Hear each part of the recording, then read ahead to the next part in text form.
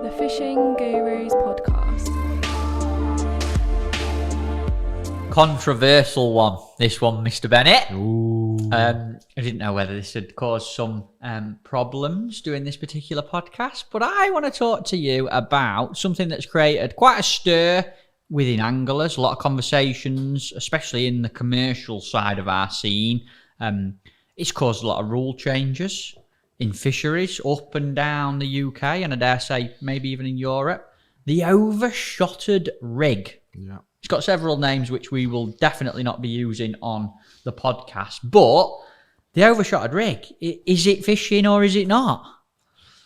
Well, it catches fish, doesn't it? No doubt about that. Personally, I don't enjoy fishing it. I think it's a big leveler. What do you mean by a leveler? I just think it makes catching F1s a lot easier. Like, don't get me wrong, there's a skill to it.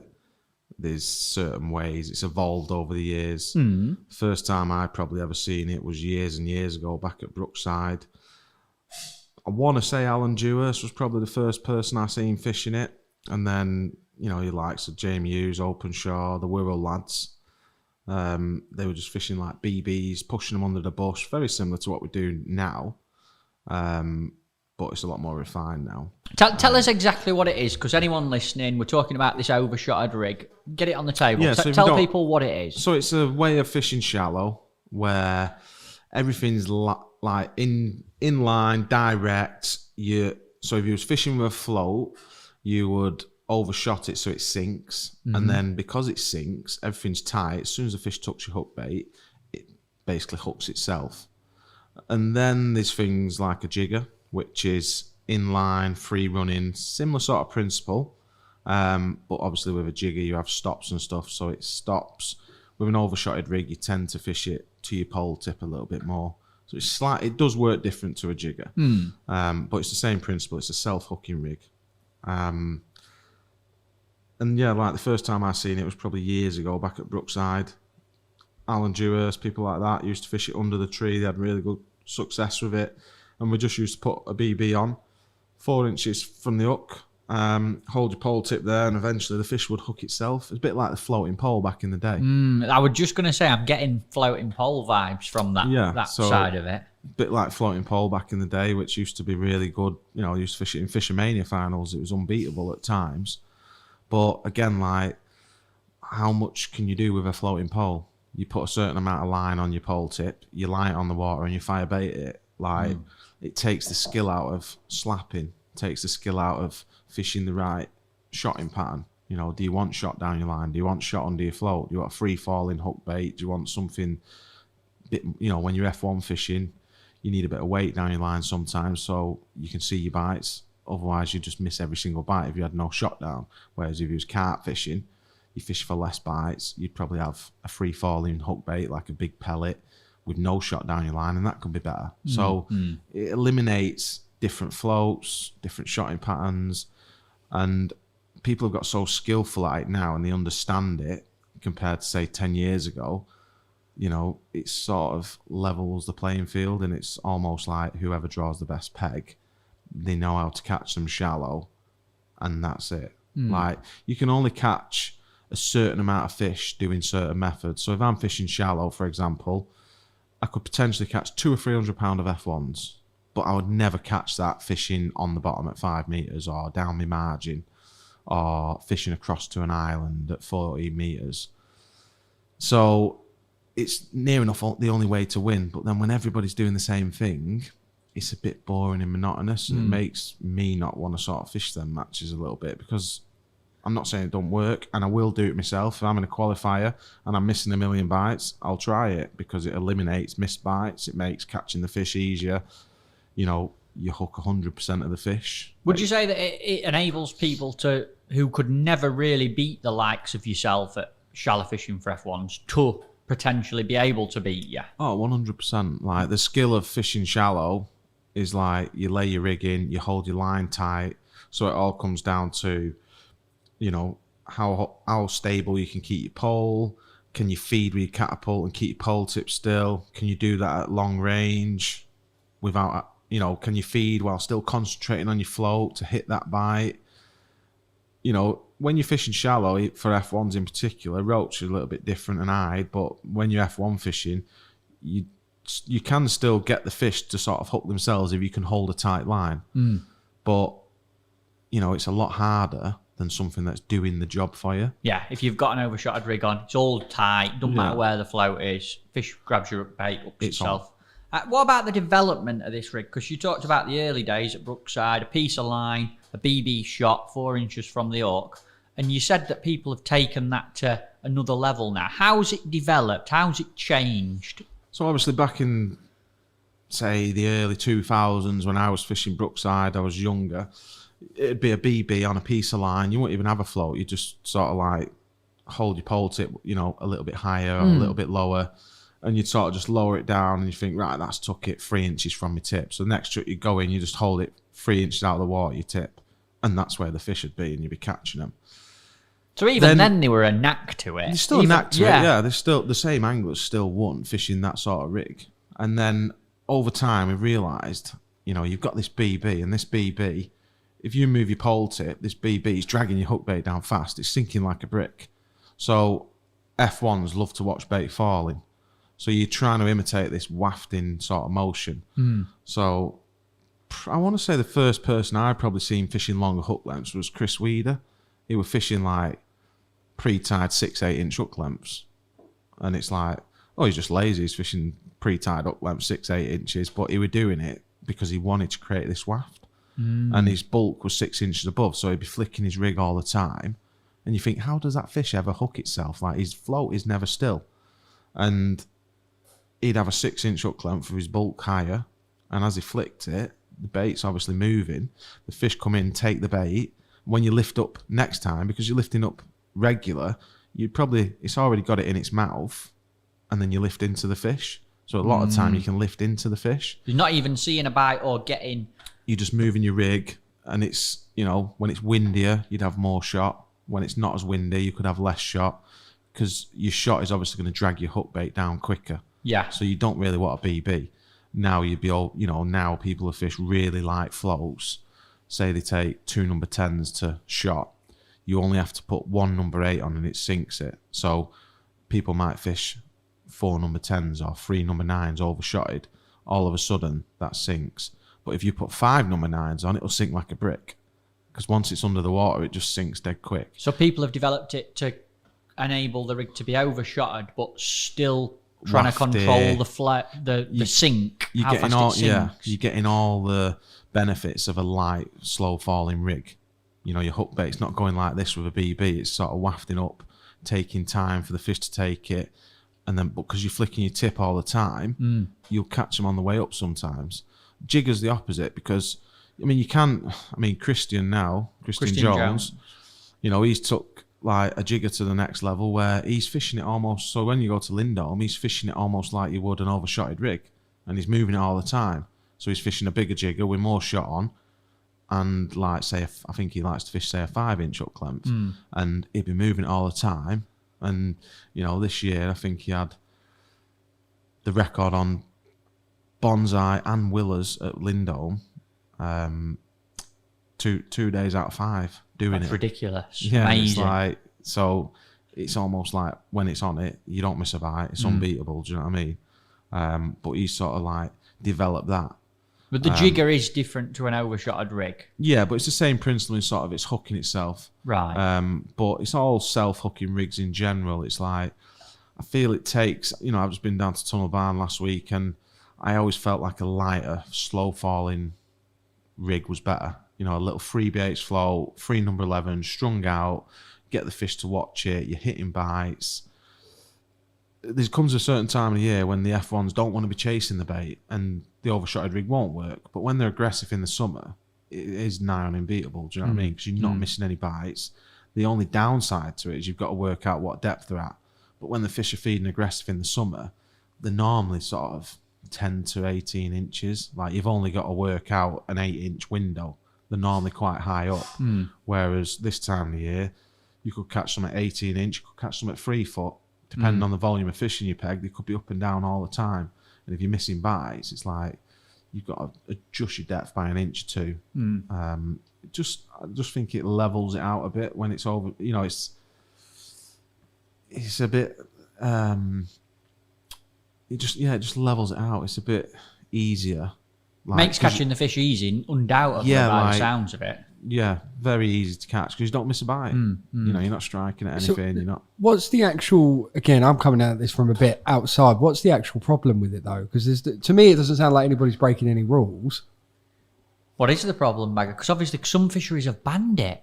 Well, some fisheries have banned it because people don't enjoy fishing that way. There's no problem. I'll fish it if I have to, and I would never want anything to be banned. But I sort of wish it weren't allowed. I do like traditional style of fishing where I just think it makes the skill level better. Tackle shops are selling more floats, more shot. Do you know what I mean? It's like I feel like it's made fishing a little bit too easy. And, you know, I've fished for F1s for 20 odd years, but I can't remember any F1 matches that I went on as an open this summer just because I don't really enjoy that way of fishing. Would you say that where it is allowed, it's dominated matches? Oh, 100%. And it's sort of like spreading across the country now. Like it started in the north, I would say. It's made its way a bit further south. We fished a big festival in the summer and you look back at the videos and every single angler's doing it. And it's like, it just sort of like, it's too much samey. And I just think it's not a great thing for fishing. Do you know what I mean? Sounds like a bit of a cheat code. Like anybody, give it to of, anybody half competent, it's gonna. You're gonna catch some fish on it. But are they banning? Sorry, are they banning it because it's dangerous, or are they banning it simply because? No, there's no danger to it. It's just a great fish catching method, but it's almost is a bit like a cheat code. Do you know what I mean? If you know what you're doing, and obviously going back 10, 15 years ago, people wouldn't understand because there were no social media and there were no videos. Now we're all out doing videos, and people get to know about it and subscribe to certain channels and they'll be showing it, and it's like I just think you'll all just end up doing the same because F1s 90% of the time in the summer you've got to catch shallow to win, and it just, you know, it's like I don't really want to go there and do that. I enjoy changing rigs and fishing this float and that float, and I have 3 different styles of float for my rig. Like when it's windy, for example, we went to Lindholm on the summer festival. When it's windy, you can't fish a nice little light rig. Like the water moves as a volume, you know, and it sort of rocks, and it's something I learned from you at Tamar, but I never really thought about it when I'm fishing. He's like, you know, you need to put more line on the bottom. It's the same principle when you're shallow fishing. You're fishing these light rigs, the rocking, the water's moving as a volume. When you're fishing on canalised lakes, you don't get that. So when you go to these big open waters like Lindholm, Loco and Bennett at Lindholm, and it's 8 foot deep, and you've got a lot of water movement. Little light rigs don't work, and a jigger is 1,000 times better because it gives you more stability. Or a heavier shallow float, like something that takes 4 number 10 shot instead of 2 number 10 shot, will work better. Twice as heavy, isn't it? When you think about it, really. Yeah. Percentage wise, it's twice as big. But it's like, I'm using the wrong float, whereas it sort of eliminates all that and makes it a little bit easier because your rig's so stable. You can achieve the perfect presentation. It almost doesn't. It doesn't matter because you've. You know, if you have your shot too low, something I learned from Christian. Christian's really good at that style of fishing. He's took it to another level now, and he'd be like, he'll push his float quite close to his connector. I'm like, nah, that's not right. He's like, it is, because otherwise your bait won't fall how it wants. So I'm like, right. What does he mean? I don't understand that. Tell me more. I want to learn. So if your float creates resistance. So if you have your float, say 4 inches away from your tip, when you flick it up, your float is wanting to float and your shot wants to sink. So your bait can fall through too slow sometimes. Whereas if you push it up to your connector, as you flick it up, it free falls quicker because there's no resistance. Your float's out of the water. So it'll fall that little bit quicker, and then you'll get your waft. So your float, do you need it or not? I don't know. I've seen Weeder fish it where he'll fish a long line one. He'll fish a dead long line, he'll flick it, and his float will just sometimes go through slower. And it's hard. There is right and wrong way, depending on how windy it is and stuff like that. There's definitely a skill to it. Do you know what I mean? Because the same anglers are really good at it, and some anglers will catch... They'll still catch more than what they would do on a fixed rig, but they won't catch as much as people like Chris and Weeder and stuff. But I think you float in the right position, the right weight float. So, for example, if you fished a float that took 4 number 10s compared to 2 number 10s, to overshot it, it might take 3 number 9s. So straight away, you've got 2 extra 10s by picking the wrong float. So you still need to pick the right float. Yeah. But once you have picked the right float, it's the only float you ever need. So like 2 number 10 dibber is the only float you really ever need, because you want it as light as possible. You want no resistance in the rig, basically, so it sinks easier. So if you wanted a heavier one, you just overshot that same float by more. By more, yeah. Got you. So I do miss that side of, like, you know, years ago when I was going pastures all the time, you'd have like a dibber for really shallow, a slim float for fishing on the drop, an F1 style shallow float for like slapping, made a bit more noise. Going into the winter, you'd have a deep, shallow, slim patterned light float, like a roach rig. You know, you'd have 3 or 4 different types of floats and different shotting patterns. Whereas with that, it just sort of... You just need one rig that's overshot and lower it down a bit further. But again, it sounds... You know, I'll probably get hate for this, but it sounds like a way in which, in some ways, it's made the wider field a bit more competitive, because it sounds like a technique that just sounds easier. To me, on face value, what you're saying to me is I could have all these different floats and shot in various ways, or I could just do this one way and that'd be fine for a lot of what I need. Yeah, that's what it is. That's what it is. Definitely. It's like having an aiming system on your cue, do you know what I mean? Well, you're never gonna miss a pot. All you have to worry about is the speed control, do you know what I mean? It's like you're never going to miss. You just got to make sure you hit it softer or harder. If it was legal in a match, would you use it? If I need to, I'd use it, but I don't enjoy using it. If I was going on a normal open match, I wouldn't use it because I don't enjoy doing it. Okay, but so it might cost me the win, and it has done loads of times in the past. What, just through stubbornness? Just through stubbornness of like, I don't really want to fish it. Do you get mardy when you see other people using it? No, I don't get mardy. I just think some days I think they're missing out on fish. 100%, they could definitely catch more doing something else, like a normal rig. But when you see every single angler doing it, then it's like, you know, you're watching videos and you think, there was a festival in the summer we fished, and every single video was the same thing. And I just thought, do we want fishing to be that monotonous? Do you know what I mean? Like, I don't personally, I never advocate trying to get it banned. Each to their own. Do you know what I mean? I don't know if it's a good or a bad thing going forward. Like, Matt, what do you think of it? I'm not against people catching fish on it, and listening to Andy even in this conversation, there's definitely right and wrong ways of doing it, and lots of little tweaks you can do to get an edge even with an overshotted rig. But I think that there's more little tweaks and more little edges that better anglers who practice things more and think about things in more detail can get an edge by not using it. So if it were banned, better anglers would do better overall. There'd be more good anglers came to the top, I think. It allows worse anglers to do well, but I'm not saying that it's not skillful at all. I think there's still lots of little things you can do. The thing that always strikes me with people like him and all who I consider to be the best at what they do, it's the tiny little things. It's I've moved my float 1.5 inches and they were definitely at that depth. It were better, or I picked a different rig up that had got a slightly different bristle and I just seemed to hit more bites, and I eased back from 30 casters to sort of 20, and it was so much more settled. Like, it's the tiny, tiny little things that make the biggest difference that I always think allow the best anglers to do well. And I'm saying that the overshotted rig probably takes a little bit of that out of it.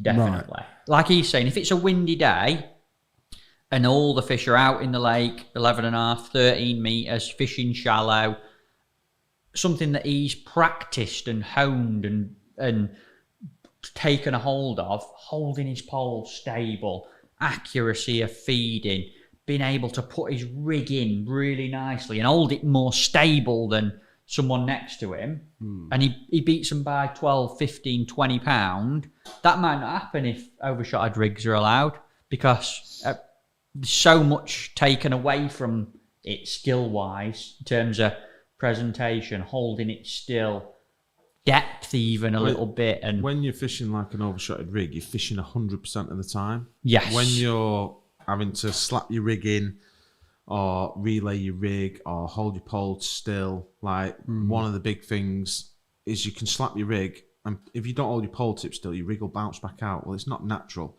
If you can slap your rig and hold your pole still and create that natural fall, you can almost get the fish to hook themselves or get a bite every chuck. Like, I think in any sport, you should try and make it as skillful as possible, not take the skill set away. It's like, say you went on a river, you know, the skill of trotting a stick float is mending your line, making sure your float's running through nice.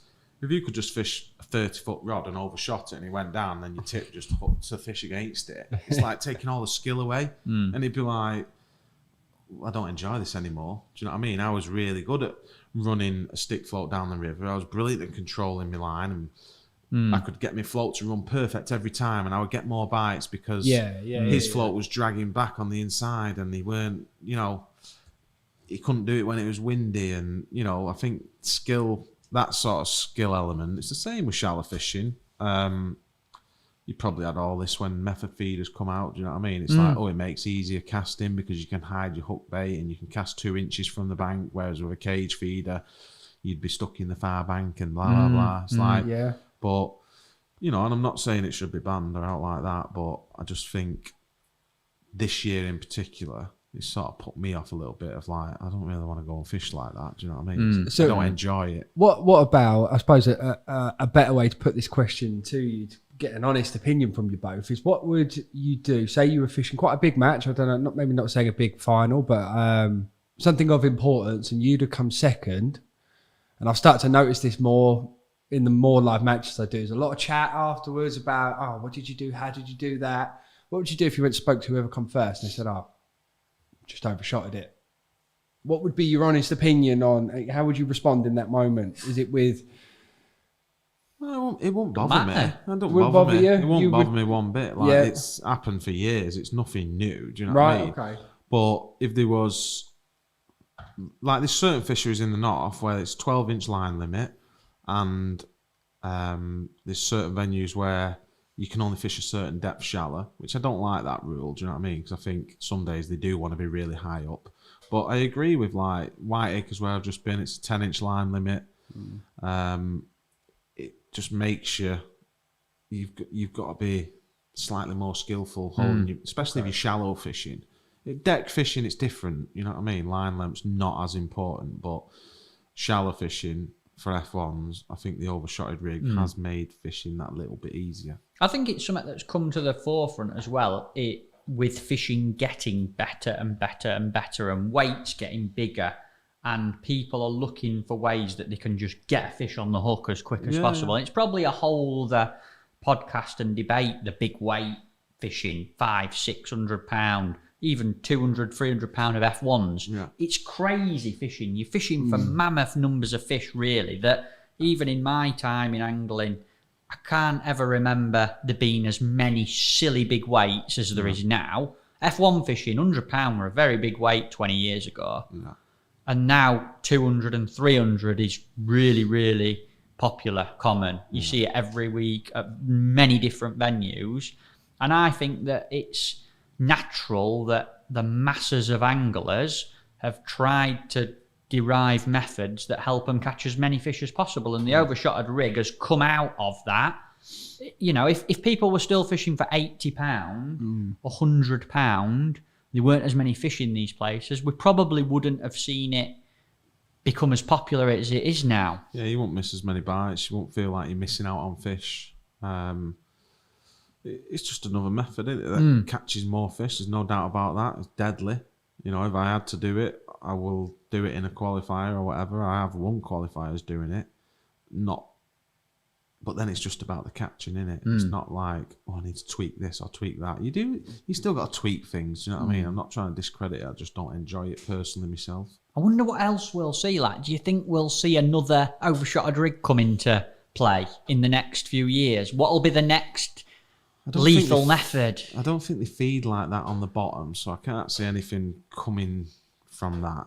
Do you know what I mean? No, I don't know. How can you improve on that? Unless the fish. Yeah, I suppose. The only thing you could do is have your shot right next to your hook, because we've pretty much done everything else. Yeah. But Or we think we have. we think we have. It's That's what hard I was going to see say. where- If any of Yeah. you got any ideas, anything that No, you thought, oh, if I I dunno. changed that would. I want to get Bagger on this year's underwater, so Yeah. you might see something on that, Yeah. and like you never know. But I mean, I wonder what's coming next. We guess how we think the fish feed, do you know what I mean? But every time Yeah. you're watching underwater, you learn something new, different, and it's like, I'm going to do that next time, do you know what I mean? Yeah. So it'd be interesting when we do the poll, you know, what comes of it. Might develop a new method from it. Might watch how F1s feed and think, I'm doing it wrong all the time, do you know what I mean? It'd be interesting to watch how the rig behaves and stuff like that. Like, I have put them in tanks and watched them, and they do behave how I think they do. Yeah. But I'm saying the fish grabs it and they lift back into it. Do they? Do you know what I mean? Feels that way when you're fishing, but maybe it doesn't work exactly how you think it does. Who knows? Who knows? So to wrap it up, Bagger, give me one sentence. Overshotted rig. Thoughts and feelings. It's not for me. That was short and sweet, wasn't it? That was short was, and wasn't sweet. it? Oh, hope you enjoyed that one, folks. Make your own mind up. Comment below what you think about the overshotted rig. Is it fishing or is it not?